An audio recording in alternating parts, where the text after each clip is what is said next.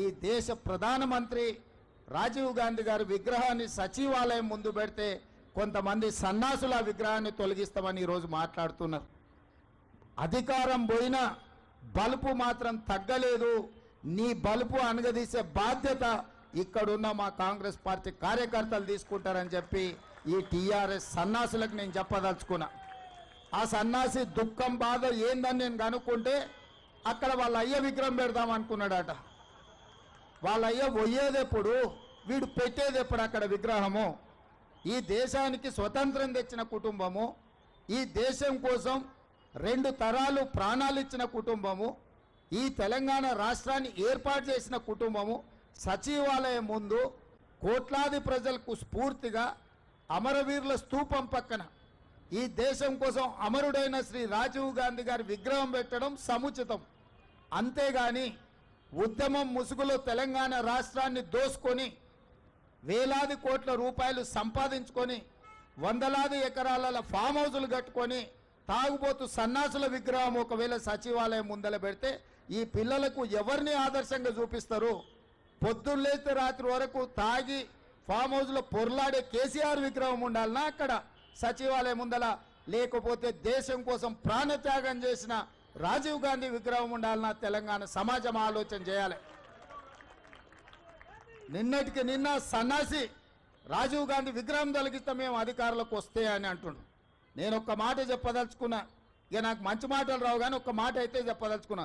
ఎవడైనా శాతనైతే వచ్చి రాజీవ్ గాంధీ విగ్రహం మీద చేయి పెట్టండి బిడ్డ, చెప్పు దిగకపోతే చూస్తా నేను.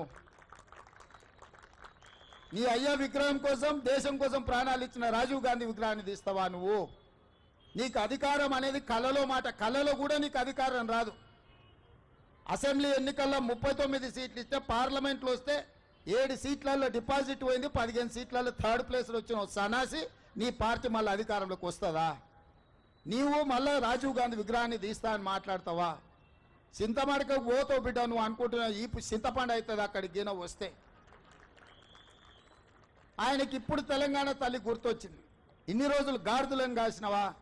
10 సంవత్సరాలు తెలంగాణ తల్లి విగ్రహం పెట్టాలని సన్నాసి తెలంగాణ గురించి మాట్లాడే నైతిక హక్కు నీకెక్కడదని నేను అడగదలుచుకున్నా.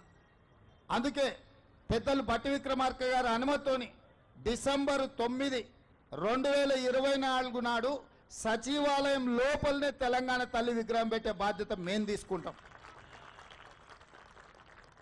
డిసెంబర్ 9, 2009 నాడు యూపీఏ చైర్పర్సన్ శ్రీమతి సోనియా గాంధీ గారి నాయకత్వంలో ఈ దేశ ప్రధానమంత్రి మన్మోహన్ సింగ్ గారి క్యాబినెట్ మంత్రివర్గం శ్రీ చిదంబరం గారు తెలంగాణ రాష్ట్ర ఏర్పాటు ప్రకటనను డిసెంబర్ 9 నాడు ప్రకటించారు. ఇదే కాకుండా మన నాయకురాలు శ్రీమతి సోనియా గాంధీ గారి జన్మదినం కూడా డిసెంబర్ 9. ఖచ్చితంగా తెలంగాణ తల్లి విగ్రహం సచివాలయం బయట కాదు, సచివాలయం లోపల తెలంగాణ తల్లి విగ్రహాన్ని ప్రతిష్ఠించే బాధ్యత నేను మా మిత్రుడు బట్టి విక్రమార్క గారు తీసుకుంటాం. హైదరాబాద్ నగరంలో మా హనుమంతన నాయకత్వంలో ఈ కార్యక్రమాన్ని చేపడతాం. మా చిత్తశుద్ధిని మా నైతికతను ఏ సన్నాసి ప్రశ్నించాల్సిన అవసరం లేదు. మీలాక మేము తాగుబోతులం కాదు, రాత్రి కోటి పొద్దున కోటి మాట్లాడడానికి, లేకపోతే మాట్లాడింది మర్చిపోయి మళ్ళా కొత్తది మాట్లాడడానికి మేమెవరము మీలాంటి తాగుబోతు సన్నాసులం కాదని ఈ వేదిక మీద నుంచి నేను చెప్పదలుచుకున్నా. నువ్వు ఎప్పుడొస్తావు రాజీవ్ గాంధీ విగ్రహాన్ని తీయడానికి తారీఖు చెప్పు, మా జగ్గాన్నకి చెప్తా, మా జగ్గాన్న వచ్చి అక్కడ ఉంటాడు. అప్పుడు తెలుస్తుంది బిడ్డ నీకు రాజీవ్ గాంధీ విగ్రహాన్ని ముట్టుకుంటే ఏమవుతుందో అప్పుడు కానీ నీకు అర్థం కాదు.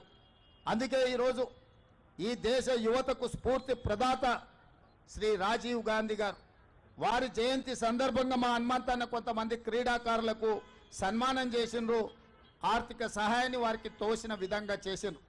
అందుకే ఈరోజు ఈ రాష్ట్రంలో ఈ దేశంలో మొన్న జరిగిన ఒలింపిక్స్లో మన పర్ఫార్మెన్సు ఏమాత్రం బాగా లేదు. సౌత్ కొరియా లాంటి చిన్న దేశానికి 32 పథకాలు వచ్చినాయి. నేను సౌత్ కొరియాలో ఒక యూనివర్సిటీకి పోతే ఓన్లీ 1 యూనివర్సిటీలో 16 పథకాలు వచ్చినాయి. ఒకే ఒక అమ్మాయికి 3 గోల్డ్ మెడల్స్ వచ్చినాయి.